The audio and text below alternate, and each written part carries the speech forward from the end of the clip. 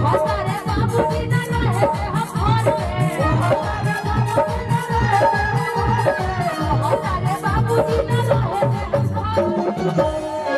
एक चीज और आर्यन का देखिएगा। आर्यन इधर आ जाओ, इधर हमारे महिलाएं भी हैं।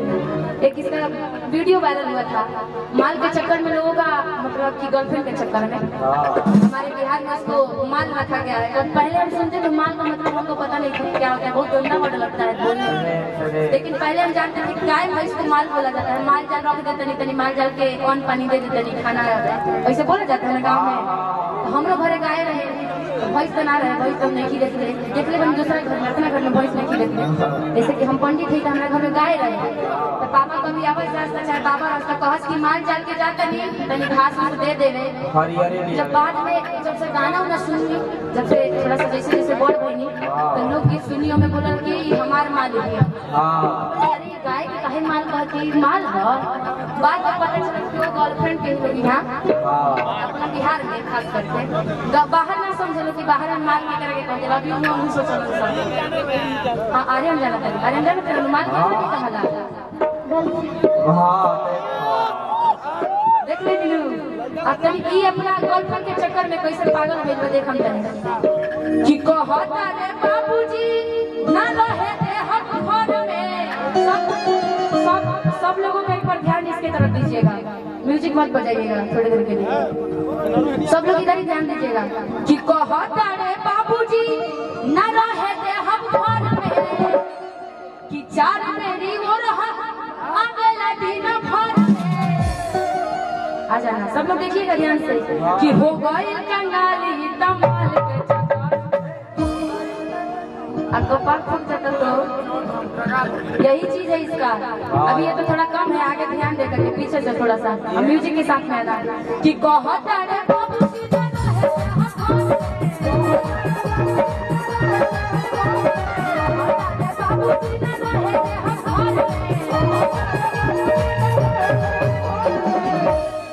कि हो गई कंगाली तमाल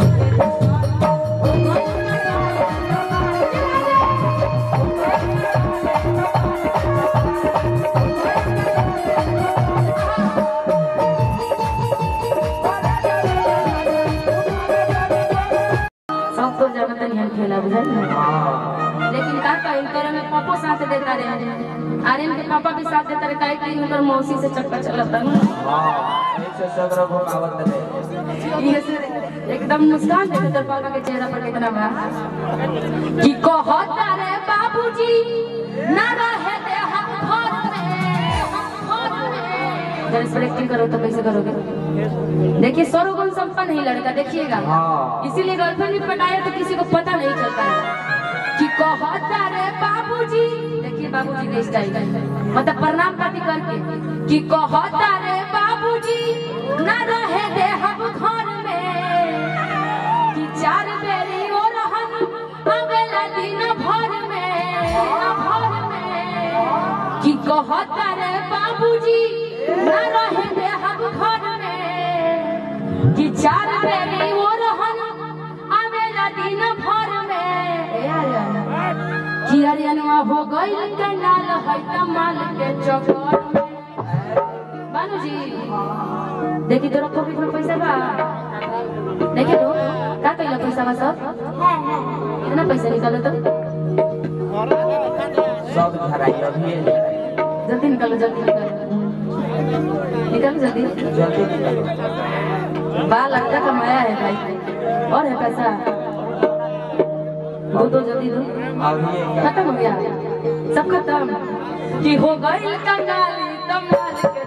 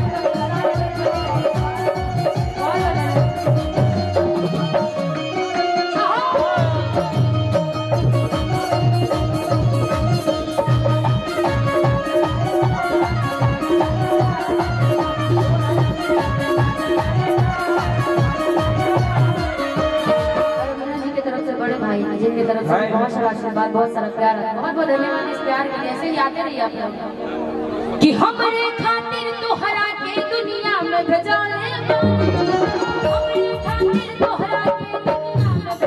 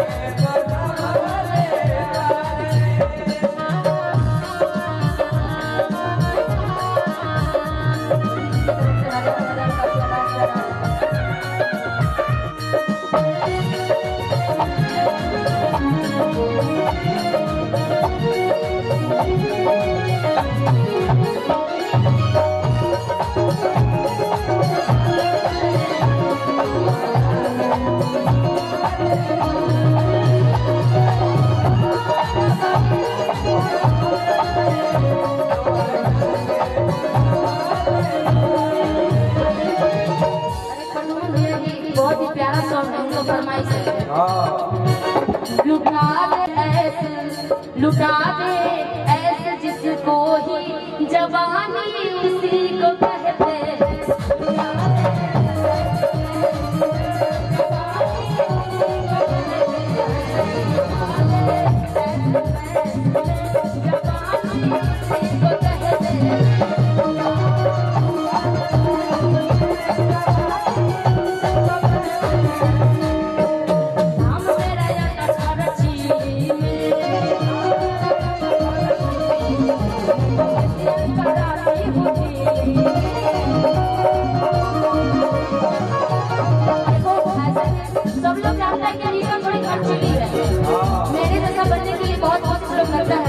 बहुत अच्छी बात है, लेकिन मेरे में खर्च बहुत ज्यादा जानते हो। अरे मेरे से शादी करोगे तो बड़ा दिक्कत होगा, इसलिए दूर ही रहो तो ज्यादा अच्छा है।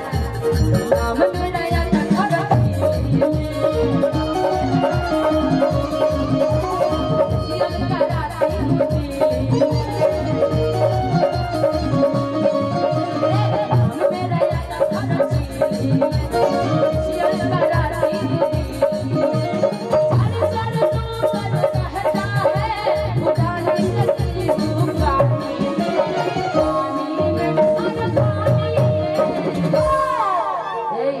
लगा दे